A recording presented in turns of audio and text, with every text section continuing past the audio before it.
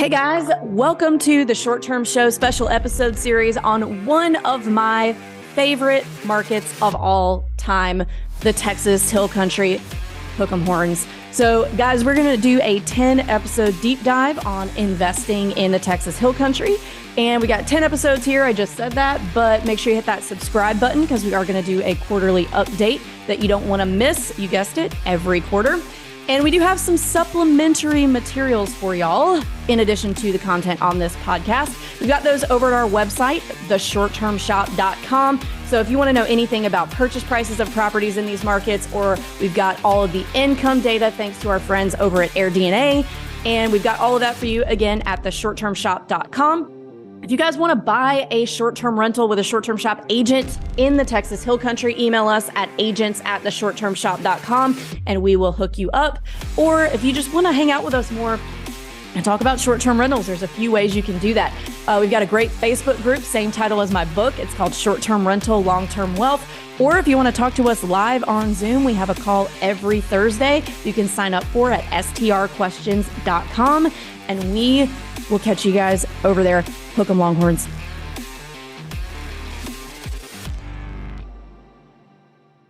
Hey guys, welcome back to another episode in the Hill Country series of the Short Term Shop special episode series on the Hill Country.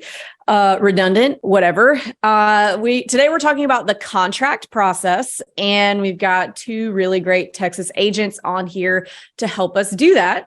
Some familiar ones and some new ones. So Stacy, if you want to go ahead and introduce yourself first. Sure. I am Stacy Lancaster, and I am the Texas Hill Country agent for the short-term shop. And I am also a owner of 3 short-term rentals that I self-manage remotely. Amazing. And next we have Kimberly Moore. Kim, you want to introduce yourself real fast? Hey, I'm Kim Moore with Short Term Shop. I am an agent in Galveston and Crystal Beach, Texas, also known as the beach market for the Texas coast. I am an agent and owner in multiple markets across the country, short-term rentals, also background doing flips and just about everything else you can do with real estate at this point. So thanks for having me on, Avery. Yeah, thanks for coming on. So today we're just going to walk through the contract process from start to finish and how that goes in Texas and the contingencies and terms and all that. All those words kind of scare new investors. So we're just going to talk through what each of those things are as if I'm a buyer that we're taking through the contract process. So, guys, we'll start with making an offer. So let's say we found me a property, the numbers make sense, and it's been on the market for, 60 days. So it's not brand new to the market, but also hasn't been sitting around forever. We want to make an offer. So what are the typical terms? So terms of an offer, let's actually give some definitions about that first. So there's obviously the days to close, the price that you're offering. Is it financed? Is it cash? What's your earnest money deposit? What are the contingencies? So these are kind of all the words that people may or may not be familiar with. So if I'm making an offer, what's the first thing what are you asking me in terms of, or what are you suggesting in terms of what I want to offer? So I would say, number one, we got to come up with what is the best offer price, based on how long it's been on the market, the value of the property in comparable to with other properties, what the income it's going to do for you is. And then the other things, like you mentioned, are close date. One thing and I don't know how unique this is to Texas, but I know it's not in every state, is we have an option period. So that option period gives you the right to terminate within a certain period of days for whatever reason. So typically I will do a 10-day option period, and you pay a small non-refundable fee for that, but it gives you exclusive right to terminate. You've discovered the numbers don't work out, or you just change your mind, and you have that option to terminate without any cause whatsoever within that time frame. All right. So let's say we've got our offer number. I'm going to finance it, so we're not getting crazy with cash.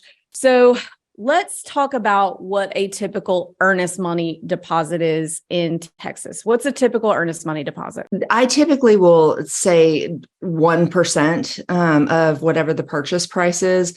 If we're in a competitive situation, then I may recommend going higher than that, up to 2%, but typically I do 1%. Kim, I don't know if you're doing anything differently. Yeah, I mean, it really depends on the situation, how long the house has been on the market, what the seller's looking for. I see below 1% sometimes, and sometimes sellers will take that just because they want to get under contract. So it really, we'll try to gauge. I'll try to talk to the agent beforehand, try to figure out, what they're expecting. But, 1% is very, very typical. If we can get lower than that, we always do. But if you're in a competitive situation, you want to put your best foot forward and show that you're committed. So sometimes it might be over that. All right. And let's also talk about, is that refundable? Is that earnest money refundable? We'll get into the contingencies and when you get it back and when you don't in a second, but is it refundable in Texas? It is refundable. So yes, if it's within the option period, if you cancel within the option period, it's totally refundable. And there are some other circumstances in which it could be refundable as well, which we can talk about. Okay. So typically earnest money is refundable if you terminate under one of the contingencies of the contract. So we've talked about the option period. We'll get into the specifics of what an option period is in a minute. What are the other contingencies that you can terminate under that you might be able to get your earnest money back? So if you don't meet the qualifications for the financing that are put in the contract, then the earnest money is refundable. If the listing side doesn't deliver the survey within the specified period of time within the contract, then earnest money is refundable. Oh, really? Yes. I think that's pretty Texas specific. I mean, they may do it in other states, but I haven't seen that outside of Texas personally, that if they don't give you the survey in time, then you can terminate and get your earnest money. Yeah. Same with seller's disclosure. If they don't provide the seller's disclosure within a certain period of time, you can terminate the contract then as well. Oh. Am I missing anything, Kim? No, I mean, those things typically don't happen because usually those agents know that. And so they're on it pretty quick. The financing piece in Texas is a little bit different, where the appraisal, typically on our third party financing addendum, it's an additional contingency. So even if the buyer meets the criteria for loan approval, but the property doesn't appraise, there's an additional contingency there that the buyer could get their earnest money back. All right.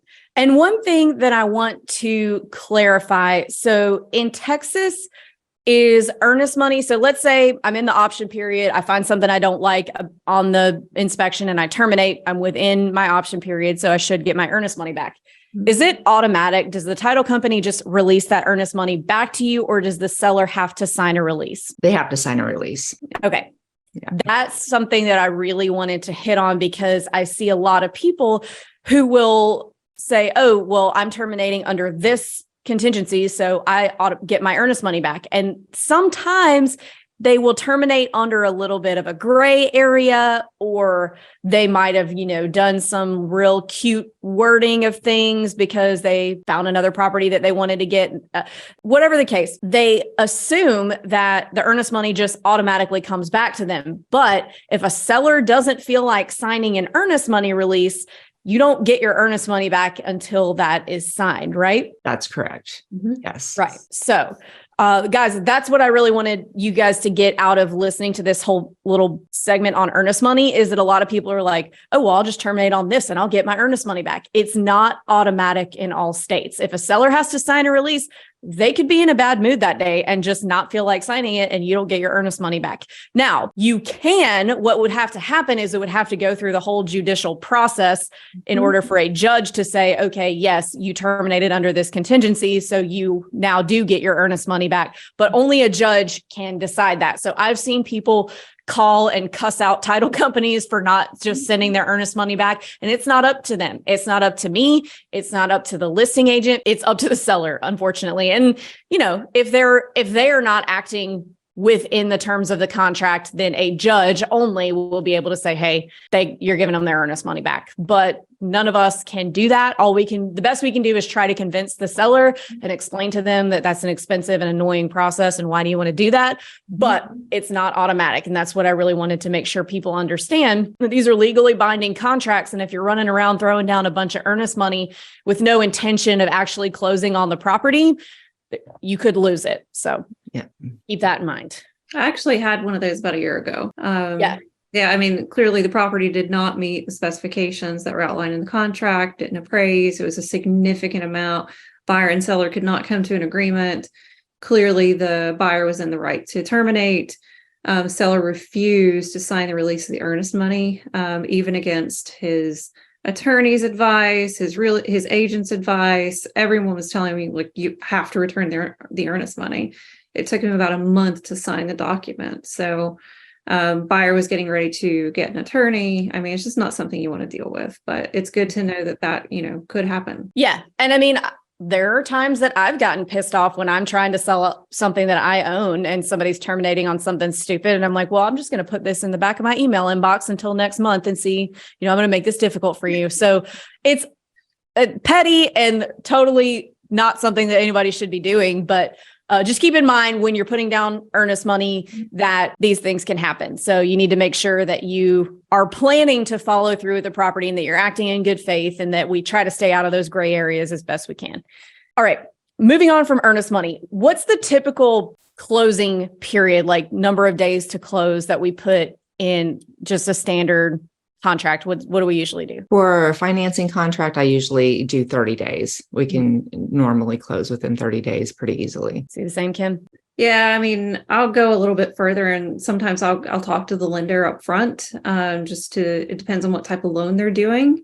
And if the lender's confident they can close in 30 days, I'll do 30 days. If they're giving me that vibe of, oh, I might need a little bit more time, then I'll go for 45 and see what I can get. So yeah. And I think now that the market slowed down a little bit, it's a little easier to navigate that. But I think all of us have a little bit of trauma that resurfaces from 2021 and 2022 about days to close. Like sellers didn't want to go longer than 30 days. Lenders were having a hard time closing in 30 days back then because appraisers were really difficult to get out.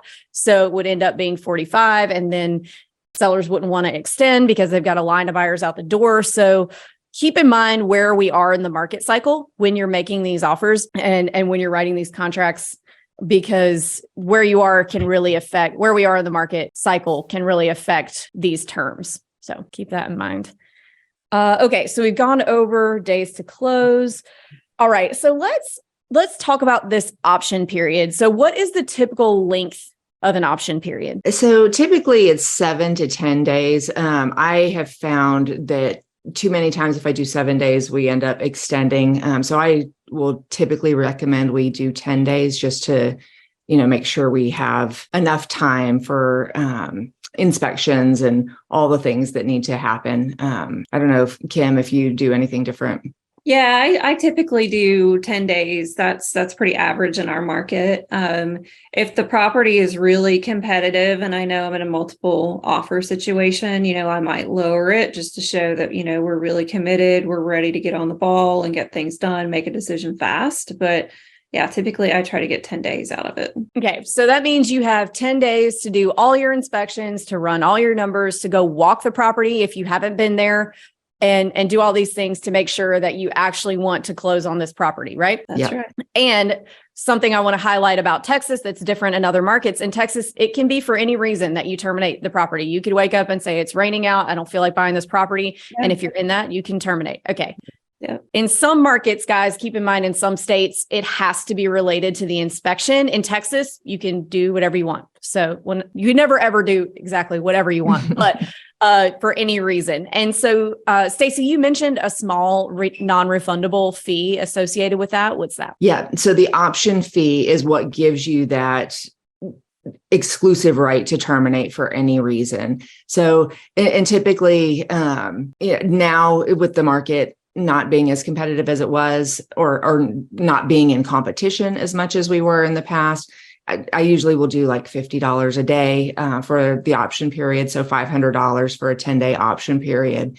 And it's really kind of a good faith to the seller that, yes, I'm committed to this property. So I'm putting up this money up front, but it gives me the exclusive right to terminate for any reason, should I decide to do so. What happens if you don't pay the option fee? I've never actually had that happen, Kim.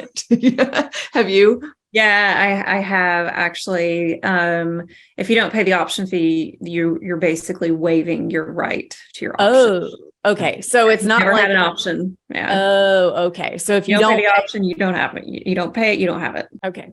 So there's no like inspection period in addition to the option. It's just you pay the fee and you have an option period, or you don't and you've waived it. You got it. Okay. And if you waive it, do you still have the right to an inspection and you can terminate on the inspection? Is it like an as is, or just truly waiving the contingency altogether? Yeah, it really gets gray in that area. That gets really, really complicated. All you have to do is get burned one time, and then you learn really quick to make sure that buyer pays that option fee along with the earnest money. So you always want to make sure they're paying their earnest money along with the option fee, and you want to get that there within 3 business days. So I always just say, hey, we're going under contract. Let's pay the option fee tomorrow. Let's pay the earnest money tomorrow. Send that all together. That way it's out. And then I will actually follow up and make sure the title has got it. They've recorded it. But yeah, you can get into a situation where, your only contingency left is your appraisal. And if you're approved for your loan. So really important to pay that option fee up front. Yeah. To protect yourself as a buyer, it's totally worth it, because all you have to do is pay it. And then you have your 10 days to figure out everything else. So exactly, that's the best way to protect yourself there.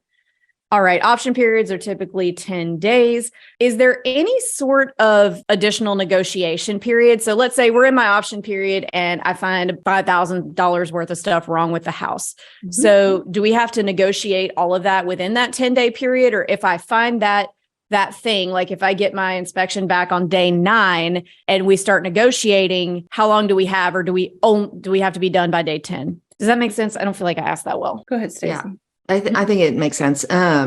So you want to get your negotiation done during that option period. If you don't, and I've had this happen before where, we're day 9 and now we're starting to negotiate and it's going to take a little while. So we'll just extend the option period at that point to, give us more time and still protect the buyer's earnest money. Gotcha. So all notifications and negotiations need to be finished by the end of the option period. Okay, listeners. So that's different about Texas than in other states. So in other states, sometimes you will, at the end of the inspection period or the option period, once you just have to have a notification of what you're going to ask for in by that date. And then the negotiations start for another few days.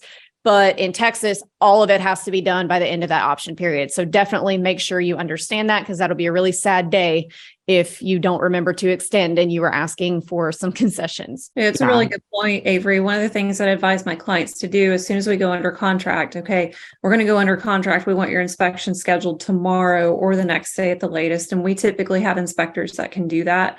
If you're coming to walk the property, which we recommend that you do, you need to get on a plane or you need to get down here and you need to plan to be here this week, because we don't want to leave that to the last minute. Because once you're past that 5 days, 10 days, whatever that option period is, that's it.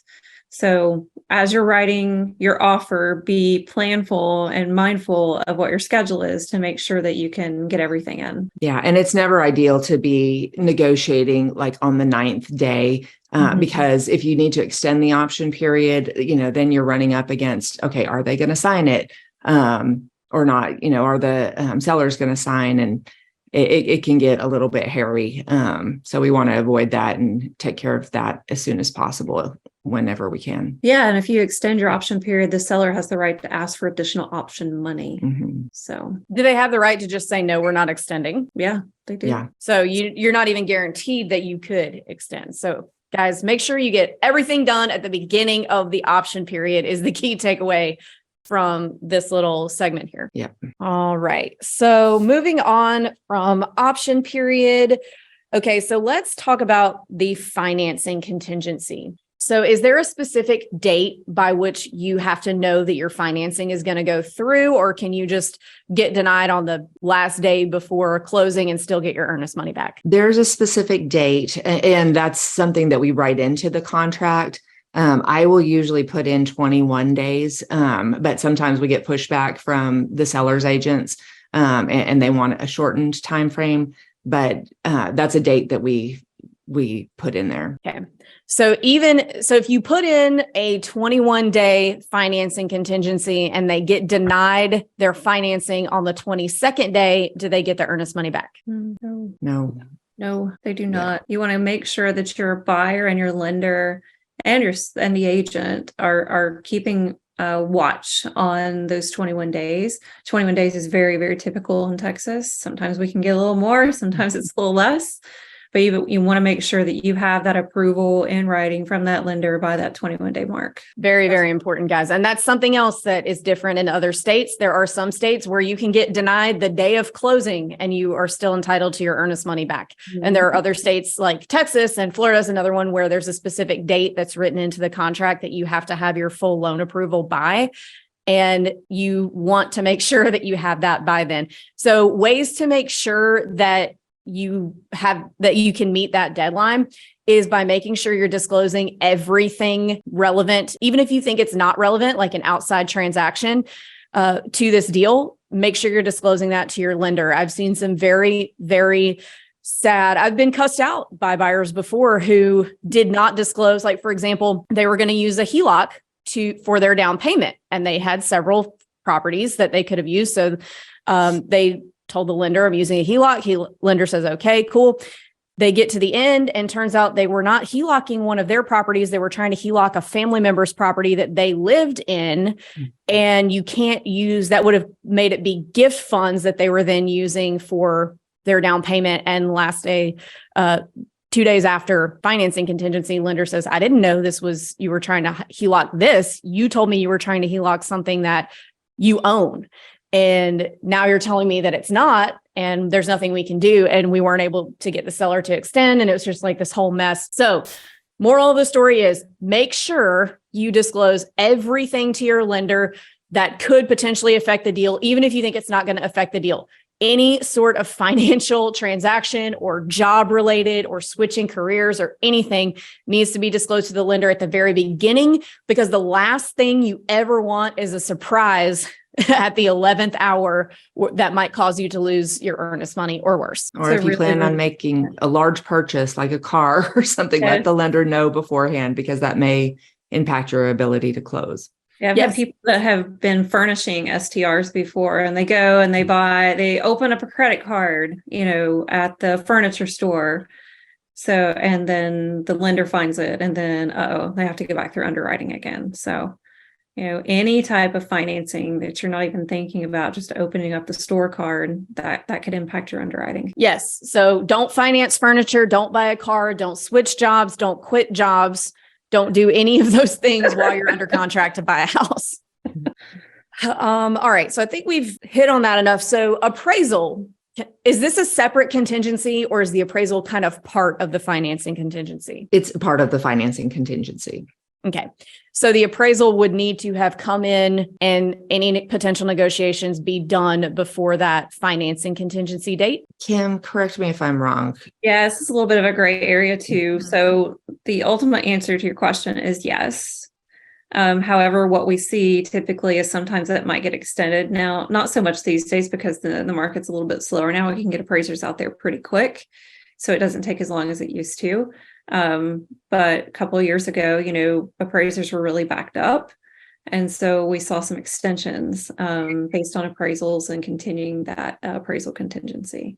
You always want to get your appraisal done up front when you're talking to your lender. You should be talking to your lender, I say, every day, making sure that they're continuing your application, making sure that they're working on it, they're making progress, but you should ask when that appraisal is scheduled. And so you should have that date marked on your calendar. I'm going to have that date marked on my calendar, and then we're going to be watching for those results to come in. So just to make sure that we don't have any earnest money at risk. And if the appraisal comes in lower than the contract price, what are my options? At that point, then we kind of go back to the negotiating table and, let the seller's agent know where we are. So there's two options, basically, that either the buyer, if they really want the property, they can cover that. Well, there's probably three options. They can cover that difference if they still think the numbers make sense for them. The seller can lower the price to meet the appraisal amount, or we can meet somewhere in the middle. Mm-hmm. Okay. So we can meet somewhere in the middle. Seller, ideally as a buyer and buyer's agent, the seller would come down to the appraised value. Or the worst option for a buyer is the seller won't budge at all and they want you to pay the entire difference in cash. Now, we saw a lot of that back in 2021 and 2022, not as much anymore, because back then there were 20 buyers waiting for every single property. So it was easy to resell. There was always somebody who would do it.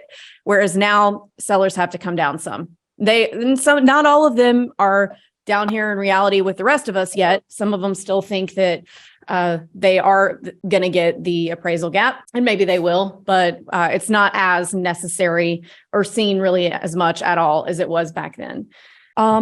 So one thing that I have seen people get a little in a wad about in the past is if they get an appraisal that they don't like. And sometimes I've seen people get pissed off that it appraised $25,000 high because they wanted it to come in low and try to make the seller come down more. And so they want a new appraisal. And the only way to get a new appraisal, guys, so unfortunately, we can't just go back to the lender and say, I'm not happy with this appraisal, let's order another one. There's all kinds of regulations in place now since 2008 so that lenders, agents, buyers, sellers, nobody can influence an appraiser. And so we can't, each lender gets one appraisal. They're not allowed to go back and say, hey, actually, we don't like this. Can we get another one?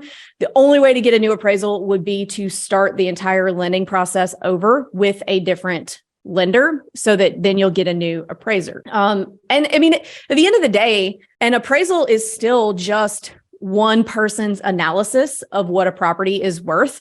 So I've seen it happen where, one appraiser was having a bad day or maybe, I don't know what the reason was, but they appraised it 20 low. I've seen a buyer go back with a different lender, get a new appraisal, new appraiser, and it comes back at value.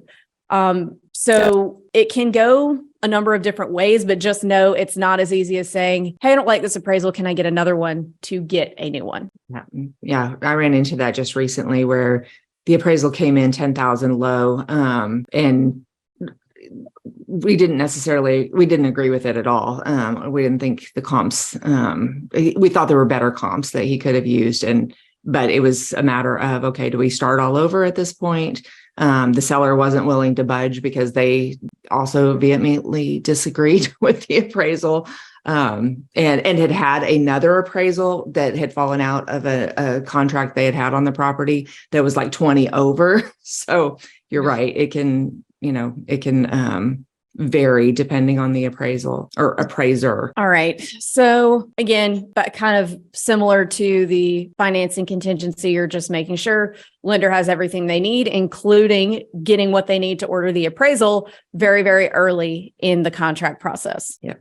All right. So now we've gotten through our appraisal and we're to the closing table or getting pretty close to that. So final walkthrough. Who can do that in Texas, and what's usual? So typically we will offer the buyers to do a final walkthrough.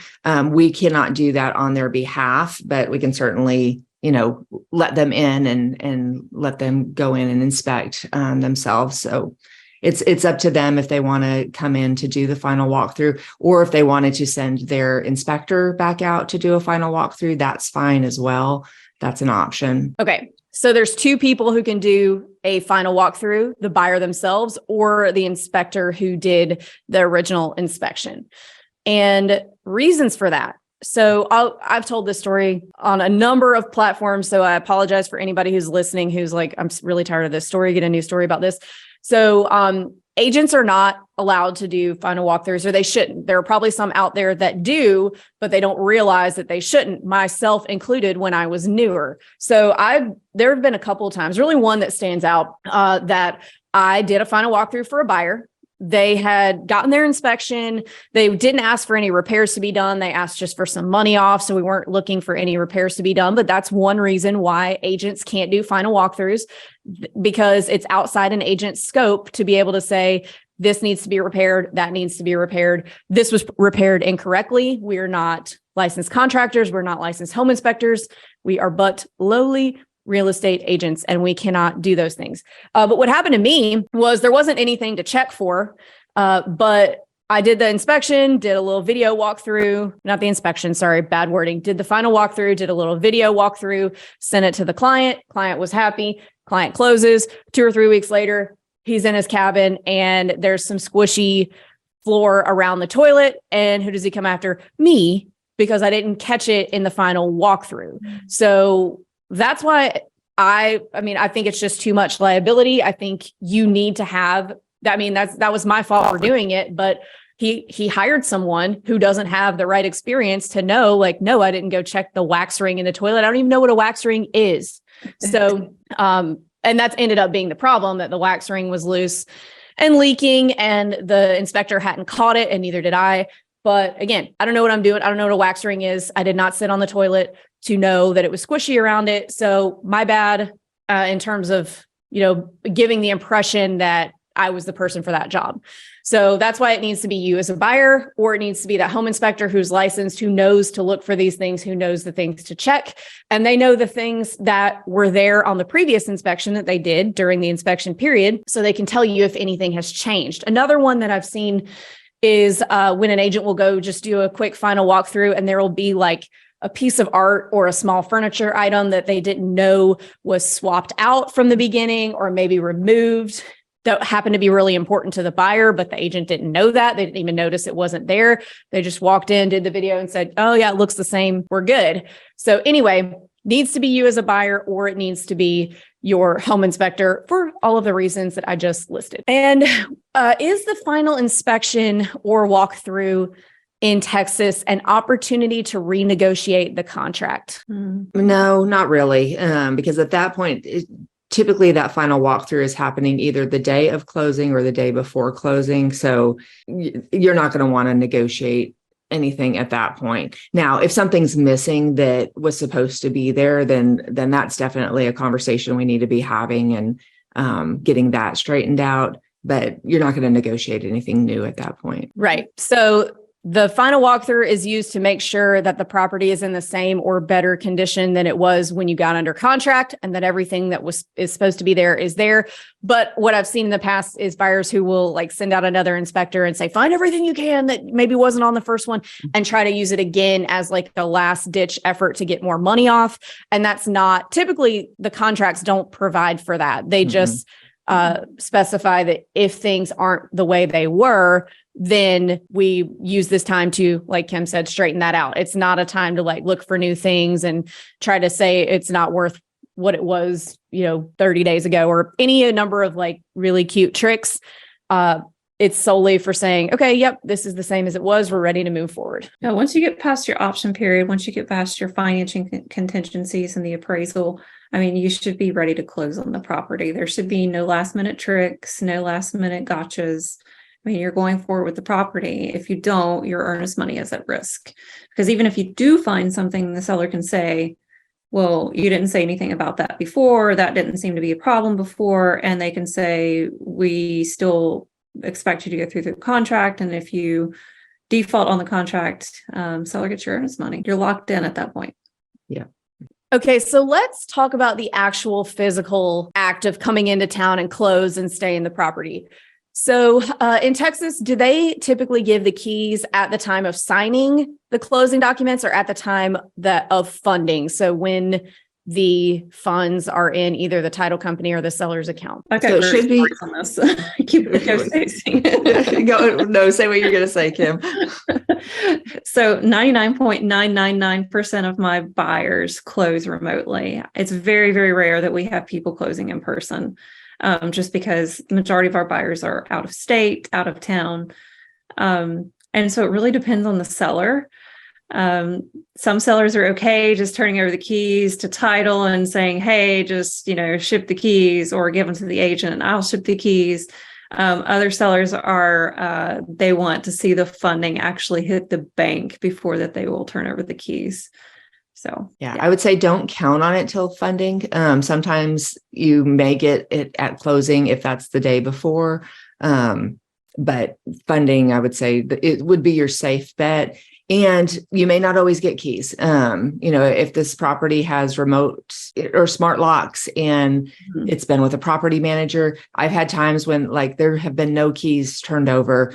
And, you just get a code to the front door, and sometimes you have to replace the locks on the internal owner's closet because nobody knows where the keys are. Yep. Yeah. So typically they'll either ship the keys or leave them like in the property, and you use a code to get in. Yeah. Yeah. And I always try to steer people away from driving into town for closing and then expecting to stay in the property that night, because there's just so many things that can pop up and happen to keep you from doing that. And I've seen people with trucks full of furniture be stuck and not able to go to the property. So my recommendation is always to close remotely and then come into town after a few days when you know everything's closed and you're not going to get stuck, or at least just come into town with the expectation of, hey, I may have to stay in a hotel for a night or two if anything crazy pops up. If you're going to do your own final walkthrough, then maybe do it that way. All right. So let's talk about a few things that might be specifically negotiated on the contract in terms of short-term rentals. So is there anything that's typical that is done when there are future bookings on the books that are after closing? I wouldn't say there's typical. So oftentimes there are future bookings on the books. It's a pain in the neck to try to transfer those over. And, like we talk about a lot at the short-term shop, you talk about it a lot. We don't necessarily recommend taking those bookings just because most people are not optimizing their pricing and, occupancy. They've not done necessarily the job that our new buyers are going to do as far as managing it. So there's not a standard process. I have had people successfully transfer bookings, but it is a pain in the neck because you have to manually transfer those bookings from one Airbnb account to the other. It's not an easy process. Yeah. And by manually transfer, you mean the first person the seller of the property has to cancel all their bookings and say, here's the link to the new one. And they have to come over and book. I always say, if you don't have to, so some states require you to honor the bookings for a certain amount of time, but if you don't have to, try your best not to. Now, don't go terminate a slamming deal because Avery said, don't take bookings. That's not what I said. If you can help it, don't. But if it's a good deal, sometimes you have to do some things you don't want to do to get the deal, which would be taking the booking. So you have to decide if that's worth it or not. But if you can get away with not taking them, I always recommend not taking them. Yeah. Yeah, you're not required to take the bookings in Texas. Awesome. Yeah. And in a beach market, sometimes we have buyers who come in that don't have enough time to get going. And so sometimes it's to their advantage to take the bookings, even though it's a complete pain in the neck, but they may not be able to get up and running quick enough to get those bookings replicated with better pricing. So sometimes it's to their advantage to take the bookings if we're in a high season, so they don't miss the revenue. But yeah, if there's any way you can not take them, then completely agree. Don't do it. Yeah, totally agree with that. And I do agree that in a more seasonal market, sometimes it might behoove you to take them, but we'll hit on that when we get to the Galveston full-on series in a month or two. Anything else related to the contract process that we haven't covered that you feel like our listeners will benefit from hearing? The only thing, and I think this is pretty standard in most markets, if you're buying a property that is turnkey or fully furnished, then we'll have the non-realty items addenda that specifies, that everything's conveying with the property. But I think that's a pretty standard form in most of our markets. Oh, right. We didn't cover that. So furniture, do most properties come furnished, or is that not super typical in this market yet? It depends. So in Fredericksburg, I would say probably 70% of the properties are going to be furnished. Canyon Lake is probably more like 50%. And then the other markets, they're most likely not going to be furnished. So it depends on if it was already a short-term rental. Okay. Yeah. Well, how is furniture typically negotiated as far as price is concerned? So oftentimes, if it's already an STR, then the furniture will be part of the deal. Oftentimes, not always. And if it's not, then, we would try to negotiate that into whatever purchase price we're getting, try to get them to throw the furniture in. And then negotiate from there. If there's things that they absolutely don't want to part with, or they feel like there's a higher dollar value than what we're offering, then we can negotiate it if it's worth it to the buyers. Okay. So typically it'll just come with it as is for no extra quote price. But sometimes they might want to negotiate something outside of the purchase price. So something I want to shine a light on here is that if it doesn't come just extra and as is, you're going to probably have to do an outside bill of sale for the furniture. Like if you're paying $10,000 for the furniture, we can't put that on the real estate contract if it's being financed, because the property is appraised and the lender can only lend on the value of the real estate, not the personal property, which furniture is personal property. So in some states, they'll have a little spot on the contract that says it's coming fully furnished, but the furniture has no value in terms of the contract. And then in other states, you have to do that outside bill of sale that says you're getting it for $1 or $0 or X amount of dollars. So to me, like, I'm not the seller. So don't like come yell at me one day when a seller wants money from you for their furniture. Like, your furniture, it's been in a short-term rental for X amount of years. Yeah, you might have paid X amount for it, but it's not worth that. People have been sitting on this couch farting on it for 2 years. It's not worth what you paid for it, or even half. So I hate the whole negotiate furniture thing. And for me, it's like, you should actually be paying me if you want me to come get all this furniture out, because I don't live there, and that's a gigantic pain. So I don't know why people feel like people want to pay them for their farted on furniture, pre-farted furniture. So anyway, that's my take on that. But you got to do. You're not negotiating with me. You're negotiating with the seller. So people get super emotional about their furniture. I've had more conflict over, like a single piece of furniture than anything. People get super emotional about it. So it's always furniture and art. Like people get really attached to the art on the walls. Yeah. Yet another thing I've been nearly cussed out over is one time we got to closing and somebody took the art. It was like a circular piece of art. It was all these sticks glued together, and the seller took it and the buyer flipped out. I didn't even notice it was there. And he came in town and did his own final walkthrough, and he was like, I really wanted that. And I'm like, oh. And so I go back to the listing agent. We're like, hey, he really wanted this. And they said, well, it's very sentimental value to the seller, and they're not going to do it. And he was like, well, I'm not going to buy it. And I was like, can I buy you some new stick art? Do you want me to buy you new stick art? And he would not. No, it had to be that stick art. Those sticks were very significant to the value of the property. And so we eventually got the sticks back. And eventually he got his license and started competing with me. Oh, anyway. One thing I do want to mention, this is not necessarily contractual, but in Texas, it is not standard for the refrigerator to convey with the property. Oh, good to know. Good to know. Yeah. So I always write that into the contract that the refrigerator will convey. Yeah, I mean, you should probably do that with all appliances, because my very first purchase before I was licensed, our agent put all appliances, but they didn't specify each individual one. And they took the washer and dryer, and I didn't have any money at the time to go buy a washer and dryer for this thing.